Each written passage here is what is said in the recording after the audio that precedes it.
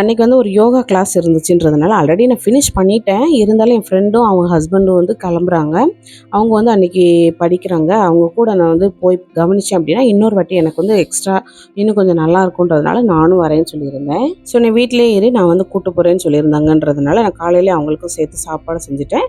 மதியத்துக்குமே அவங்களுக்கும் சேர்த்து சாப்பாடு எடுத்துகிட்டு போகலான்ட்டு பிளான் பண்ணிவிட்டு காலையில் வந்து ஏர்லியராக எழுந்திரிச்சு பிள்ளைங்களையும் ஸ்கூலுக்கு கிளப்பணுன்றதுனால 4 மணிக்கே எழுந்திரிச்சிட்டேன். பொங்கல் பண்ணிவிட்டு சாம்பார் வந்து ஒரே சாம்பாராக வச்சுட்டேன். மதிய சாதத்துக்கும் பொங்கலுக்குமே சேர்த்து. அப்புறமா வந்து பீட்ரூட் வந்து பொரியல் பண்ணியிருந்தேன். அப்புறமா கொஞ்சம் சட்னியும் அந்த பொங்கலுக்கு சேர்த்து பண்ணியிருந்தேன். நாங்கள் போயிட்டு வரதுக்கு வந்து நைட்டு 7 மணி ஆகிட்டு. அது அவ்வளோ லேட் ஆகும் அப்படின்னு நினைக்கல. கொஞ்சம் குயிக்காக வந்துடலான்னு பார்த்தேன்.